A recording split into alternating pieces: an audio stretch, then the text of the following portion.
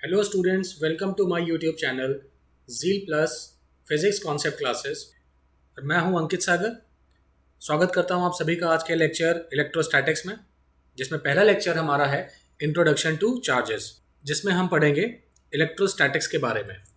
Electrostatics, अब देखिए, electrostatic is a part of electromagnetism. अगर एक कंप्लीट टर्मिनोलॉजी को देखें, electromagnetism is that word from which electrostatics, magnetism, electromagnetic waves have been derived. अब electrostatic में जो हमको पढ़ना है वो है चार्जेस एट रेस्ट, क्योंकि इलेक्ट्रोस्टैटिक का मतलब ही यही है, electron at rest.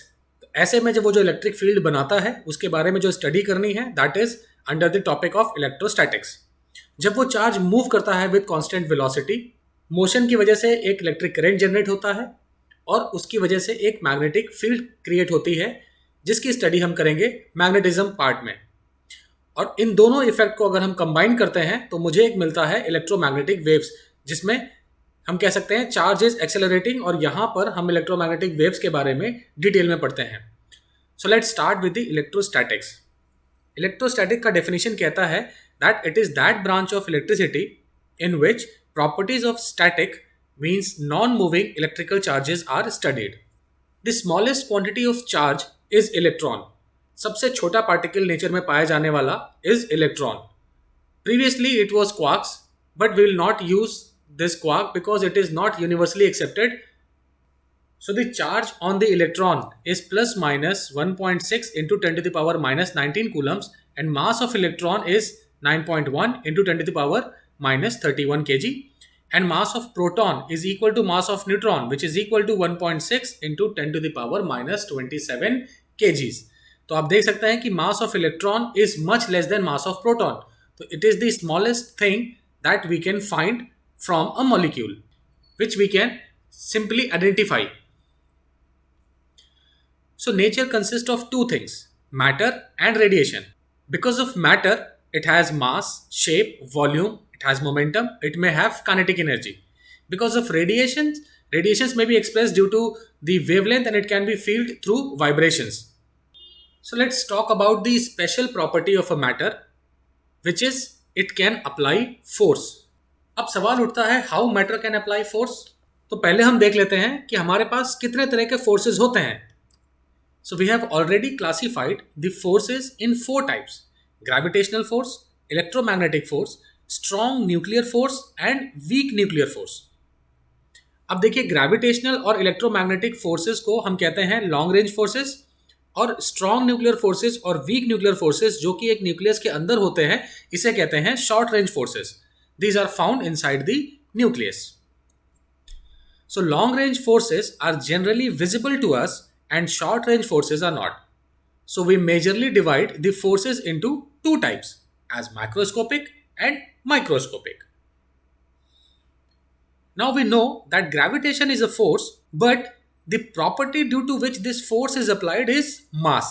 So similarly, electromagnetic is also a force, but the property due to which this force is experienced is that we have to study here. We have an observation that when we write on a paper with pen, the content is stick to the paper. Suppose मैंने चौक से या pen से board पर लिखा है और उस ink के पास कुछ मास है.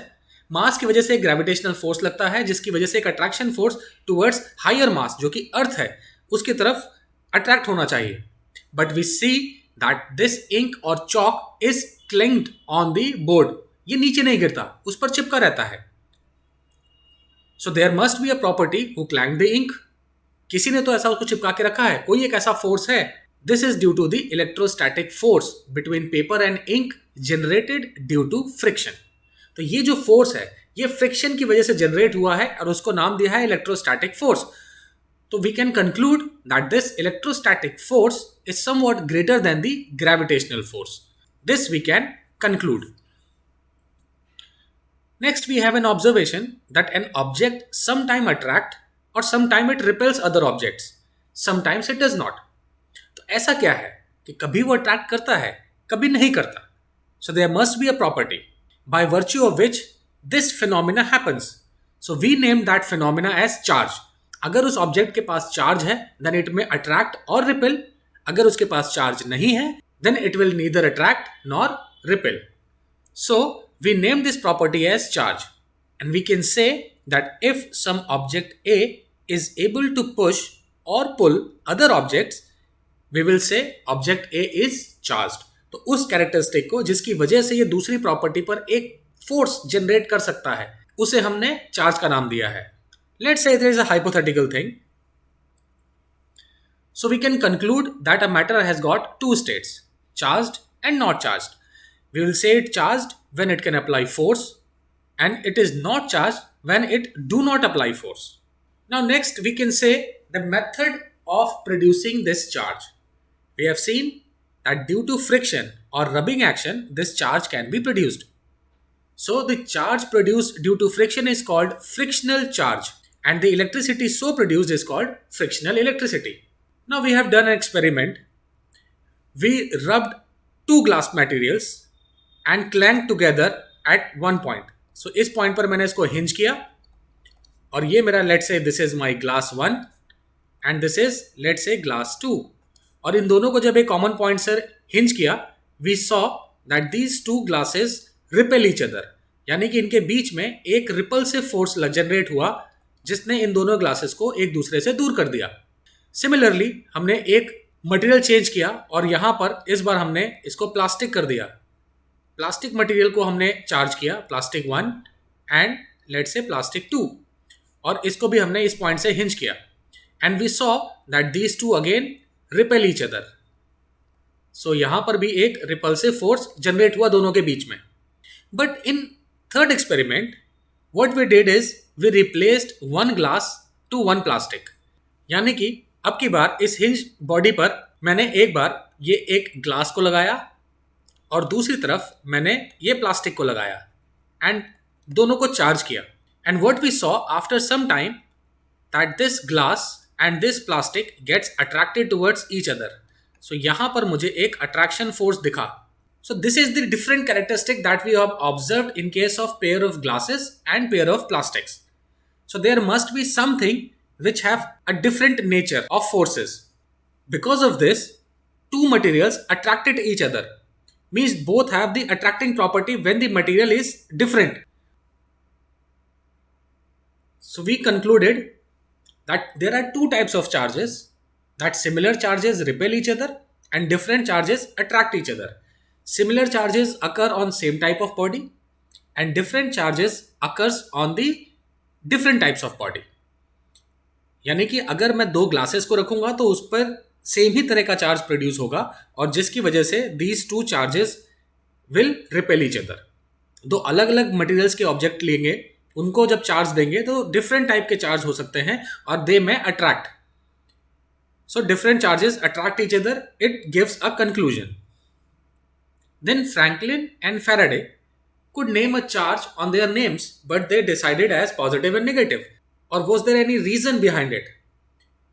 He found that after adding the glass to the plastic, the attraction power was reduced to zero. Means net effect becomes zero. अब कोई और बॉडी को वो फोर्स लगाने की हालत में नहीं है. तो क्या एक ऐसा पॉसिबल सिस्टम है कि दो चीजें ऐड होने के बाद नेट इफेक्ट जीरो देती हैं? क्योंकि अभी तक तो ये कंक्लूजन है कि दो चीजें ऐड होकर नेचर में तीसरी चीज बनाती हैं. For example 2 moles of H2 plus O2 gives you 2 H2O. यानी तीसरा मॉलिक्यूल मिल गया मुझे, water molecule, hydrogen plus oxygen. तो दो चीजें ऐड होकर एक तीसरी चीज बनाती हैं. तो क्या दो चीजें सब्ट्रैक्ट होकर खत्म हो जाती हैं? नहीं, दो चीजें सब्ट्रैक्ट होने के बाद भी नेचर में एग्जिस्ट करती हैं. And because of addition of plastic and glass together, the net effect equal to zero means is there something that is of opposite nature. तो एक्सपेरिमेंट किया and concluded that two actual quantities when joined together can become zero. It is possible only in mathematics that 2 is possible when their sign is positive with same magnitude. Means mathematics कहता है +3 - 3 equal to 0. So it could be possible with same magnitude or opposite signs. तो plus और minus मिलके zero हो सकते हैं. Yes, mathematics says it is possible. This experiment was done by Benjamin Franklin. But the question still survives that if charges are of two types, how we will identify which one is positive और which one is negative? ये कैसे पता लगेगा कि positive कौन सा है और नेगेटिव कौन सा है? So he did experiments rubbing several materials and found when two bodies are rubbed against each other, both bodies get charged. See, both bodies get charged. अगर दो bodies को rub किया है तो चार्ज दोनों पर जाएगा. And when those two bodies are put together, they will attract each other. Means they have opposite charges. So ये conclusion उन्होंने दिखाया that rubbing produces both type of charges at a time on two different bodies. यानी plastic और glass को अगर आपस में रब किया जाएगा तो दोनों पर अलग अलग तरीके के चार्जेस जनरेट होंगे, जिसकी वजह से इन दोनों में एक फोर्स ऑफ अट्रैक्शन होगा और ये दोनों एक दूसरे को अट्रैक्ट करेंगे. But the question still continues कि पॉजिटिव और नेगेटिव किस पर है, ये कैसे आइडेंटिफाई होगा भाई? So Faraday concluded that when we rub glass, the glass will be positively charged and other material जिससे रब किया गया है that will be negatively charged. This was his assumption and that becomes the convention that we follow today. कि glass पर अगर मैं किसी चीज से रब करता हूं, सपोज प्लास्टिक से मैंने उसको रब किया तो ग्लास पर आया पॉजिटिव चार्ज, और प्लास्टिक या जिस भी मटेरियल से मैंने उसको रब किया नेक्स्ट मटेरियल पर नेगेटिव चार्ज, यानी ग्लास पर पॉजिटिव ही आएगा. That was his assumption and that become a convention. And then with his series of experiments with different bodies, he concluded that plastic attract glass, hence it must be negatively charged. अगर glass को positive charge मान लेते हैं और क्योंकि glass plastic को attract करता है तो इसका मतलब प्लास्टिक पर नेगेटिव चार्ज होगा, एंड सो ऑन. तो एक एक्सपेरिमेंट किया उन्होंने. In this experiment he rubbed this glass with a cloth. एक कपड़े से उन्होंने इसको रब किया and as convention he found that glass is positively charged and cloth is negatively charged. Similarly, he did another experiment in which the plastic was rubbed against this cloth, और plastic पर as convention negative charge आ रहा है क्योंकि वो glass और plastic दोनों एक दूसरे को अट्रैक्ट कर रहे हैं. तो क्लोथ पर इस बार चार्ज क्या हो जाएगा? Positive, because of the law that he made that because of the friction of the two bodies the opposite charge generated on different bodies and they attract each other. तो अगर plastic पर negative charge by convention assume किया है, then cloth पर कौन सा charge हो गया? पॉजिटिव. सो क्लोथ पर ग्लास को रब करने से नेगेटिव चार्ज, प्लास्टिक को रब करने से पॉजिटिव चार्ज.